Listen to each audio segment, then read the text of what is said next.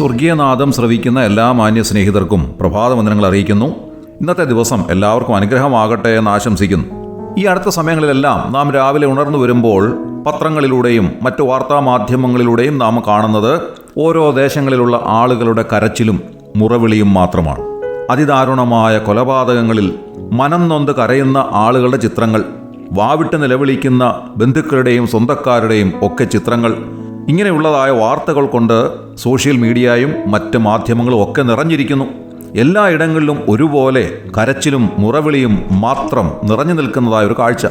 ഓരോ ആഴ്ചകളിലും ഓരോ പ്രധാനപ്പെട്ട വാർത്തകളാണ് നമ്മുടെ മീഡിയയിൽ സ്ഥാനം പിടിക്കുന്നത്. ഒരാഴ്ചയിൽ അക്രമപ്രവർത്തനങ്ങളാണെങ്കിൽ അടുത്ത ആഴ്ചയിൽ കൊലപാതകങ്ങളായിരിക്കാം, അതിനടുത്ത ആഴ്ചകളിൽ ആത്മഹത്യകളായിരിക്കാം, പിന്നീട് വരുന്ന ആഴ്ചകളിൽ ഒരുപക്ഷെങ്കിൽ മദ്യവും മയക്കുമരുന്നും ഉപയോഗിച്ചത് മൂലമുണ്ടാകുന്ന പ്രയാസങ്ങളും ബുദ്ധിമുട്ടുകളും അക്രമപ്രവർത്തനങ്ങളും ഒക്കെ ആയിരിക്കാം. അങ്ങനെ ഓരോ ആഴ്ചകളിലും ഓരോരോ വാർത്തകൾ, അതും നമ്മുടെ മനസ്സിനെ വല്ലാതെ പിടിച്ചുലയ്ക്കുന്ന വാർത്തകൾ, നിയമരാഹിത്യത്തിൻ്റെ വാർത്തകൾ എല്ലാം കൊണ്ട് നമ്മുടെ മാധ്യമങ്ങൾ നിബിഡമായിരിക്കുന്നു എന്നുള്ളത് വളരെ സങ്കടകരമായ ഒരു കാര്യമാണ്. ഇത് നമ്മുടെ ദേശത്ത് മാത്രം കാണുന്നതായ ഒരു കാര്യമായിരിക്കുന്നില്ല. നമ്മുടെ രാജ്യത്തിൻ്റെ മിക്കയിടങ്ങളിലും നാം ഇത് കാണുന്നു. നമ്മുടെ രാജ്യത്ത് മാത്രമല്ല, ലോകരാജ്യങ്ങളെടുത്താൽ മിക്ക രാജ്യങ്ങളിലും ഇതേ അവസ്ഥ തന്നെയാണ്. യുദ്ധത്തിൻ്റെ കെടുതിയിൽപ്പെട്ട് അലമുറയിടുന്ന ആളുകൾ, തങ്ങളുടെ പ്രിയമുള്ളവരെ നഷ്ടപ്പെട്ട വ്യഥയിൽ അലറിക്കരയുന്ന ആളുകളെ നാം കാണുകയാണ്. സർവവും നഷ്ടപ്പെട്ട ആളുകൾ, പ്രകൃതി ദുരന്തങ്ങളിൽപ്പെട്ട് സകലവും നഷ്ടപ്പെട്ട ആളുകൾ, ഉറ്റവരെ ഉടയവരെ ഒക്കെ നഷ്ടപ്പെട്ട ആളുകൾ, അവരെല്ലാവരും അലറിക്കരയുകയാണ്. അങ്ങനെ ലോകം മുഴുവൻ ഒരു വലിയ കരച്ചിൽ നാം കാണുന്നു. സമാധാനമില്ലാത്ത, സന്തോഷമില്ലാത്ത, ഭീതി നിറഞ്ഞ അന്തരീക്ഷത്തിൽ അലറിക്കരയുന്ന ആളുകളുടെ ചിത്രങ്ങളാണ് നാം എല്ലാ ദിവസവും രാവിലെ വാർത്താ മാധ്യമങ്ങളിലൂടെ കാണുന്നത്. ഇങ്ങനെ എല്ലാ ദിവസവും ഈ നിലയിലുള്ള വാർത്തകൾ കാണുമ്പോൾ നാം അറിയാതെ ആഗ്രഹിച്ചു പോകുന്ന ഒരു കാര്യമുണ്ട്. സന്തോഷവും സമാധാനവും ഒക്കെ ലഭിക്കുന്ന ഒരവസ്ഥ സംജാതമായിരുന്നെങ്കിൽ എത്ര നന്നായിരുന്നു. ഓരോ അക്രമപ്രവർത്തനങ്ങൾ നോക്കുമ്പോഴും ഓരോ കൊലപാതകങ്ങൾ നോക്കുമ്പോഴും അതിൻ്റെ പിന്നിലുള്ളതായ കാര്യമെന്താണ്?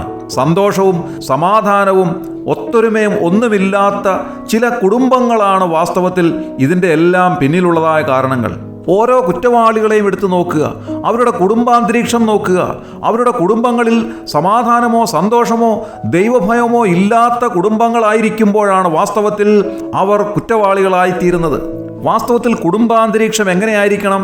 ഏറ്റവും സമാധാനവും സന്തോഷവും ദൈവഭയവും നിറഞ്ഞു നിൽക്കുന്ന കുടുംബാന്തരീക്ഷമാണെങ്കിൽ ആ കുടുംബത്തിൽ നിന്ന് ഒരു കാരണവശാലും ഒരു കുറ്റവാളി പുറത്തേക്ക് വരികയില്ല. 118-ാം സങ്കീർത്തനം 15-ാം വാക്യത്തിൽ നാം വായിക്കുന്നത് ഇങ്ങനെയാണ്: ഉല്ലാസത്തിൻ്റെയും ജയത്തിൻ്റെയും ഘോഷം നീതിമാന്മാരുടെ കൂടാരങ്ങളിലുണ്ട്. ഇന്ന് നാം ചുറ്റുപാടുകളിലേക്ക് കണ്ണോടിക്കുമ്പോൾ കാണുന്നത് ഉല്ലാസത്തിൻ്റെയും ജയത്തിൻ്റെയും ഘോഷങ്ങൾ ഉയർന്നതിന് പകരം കരച്ചിലിൻ്റെയും മുറവിളിയുടെയും ശബ്ദങ്ങൾ ഉയരുകയാണ്. എന്നാൽ ദൈവവചനം പറയുകയാണ്, നീതിമാന്മാരുടെ കൂടാരങ്ങളിൽ ഉല്ലാസത്തിൻ്റെയും ജയത്തിൻ്റെയും ഘോഷങ്ങളുണ്ട്. ആരാണ് നീതിമാന്മാർ? അതേ സങ്കീർത്തനത്തിൻ്റെ 8-ാം വാക്യത്തിൽ നാം വായിക്കുന്നു, മനുഷ്യനിൽ ആശ്രയിക്കുന്നതിനേക്കാൾ യഹോവയിൽ ആശ്രയിക്കുന്നത് നല്ലത്, പ്രഭുക്കന്മാരിൽ ആശ്രയിക്കുന്നതിനേക്കാൾ യഹോവയിൽ ആശ്രയിക്കുന്നത് നല്ലത്. മനുഷ്യരിൽ ആശ്രയം കണ്ടെത്തുന്നതിനേക്കാൾ ഉപരിയായി യഹോവയായ ദൈവത്തിൽ ആശ്രയിക്കുന്ന ഒരു വ്യക്തിയാണ് നീതിമാൻ എന്നുള്ള നിലയിലേക്ക് വരുന്നത്. എങ്ങനെയാണ് യഹോവയായ ദൈവത്തിൽ ആശ്രയിക്കുവാൻ സാധിക്കുക? അതിപരിശുദ്ധനും അത്യുന്നതനും സർവശക്തനും സർവവ്യാപിയുമായ ആ ദൈവത്തിൻ്റെ അരികിലേക്ക് നമുക്ക് നേരിട്ട് കയറി ചെല്ലുവാൻ സാധിക്കുകയില്ല. കാരണം സകല മനുഷ്യവർഗവും പാപികളാണ്. ആ പാപാവസ്ഥയിൽ ദൈവത്തിൻ്റെ അരികിലേക്ക് ചെല്ലുവാൻ നമുക്ക് കഴിയുകയില്ല.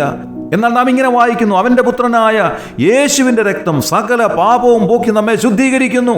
ആ കർത്താവായ യേശുക്രിസ്തുവിൽ വിശ്വസിച്ച് അവിടുത്തെ രക്ഷിതാവും കർത്താവുമായി സ്വീകരിക്കുന്ന ഒരു വ്യക്തിയെ വലിയവനായ ദൈവം നീതീകരിക്കുന്നു. അങ്ങനെ നീതീകരിക്കപ്പെട്ട ഒരു വ്യക്തിയെ നീതിമാൻ എന്ന് ദൈവവചനം വിശേഷിപ്പിക്കുന്നു. അങ്ങനെയുള്ള നീതിമാന്മാരുടെ കൂടാരങ്ങളിൽ ഉല്ലാസത്തിൻ്റെയും ജയത്തിൻ്റെയും ഘോഷങ്ങളുണ്ട്.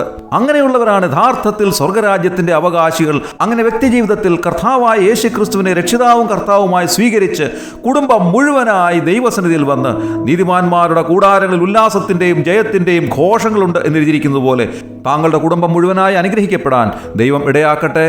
ദൈവനാമം ഇന്നും എന്നേക്കും വാഴ്ത്തപ്പെടുമാറാകട്ടെ. ആമേൻ. നിങ്ങൾ കേട്ടുകൊണ്ടിരിക്കുന്നത് സ്വർഗീയ നാദം, ദ ഹെവൻലി വോയിസ്.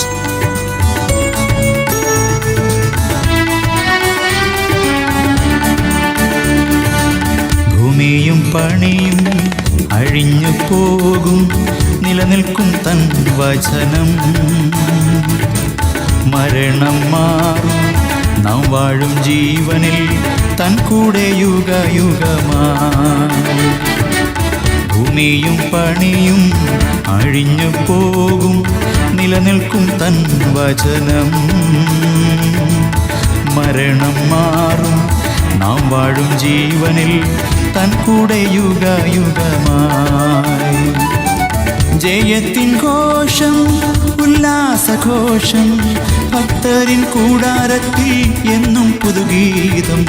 മഹത്വരാജനായി സേനയിൻ വീരനായി അഭയം താനവർക്കെന്നുമേ. മഹത്വരാജനായി സേനയിൻ വീരനായി അഭയം താനവർക്കെന്നുമേ. മഹത്വരാജനായി സേനയിൻ വീരനായി അഭയം താനവർക്കെന്നുമേ.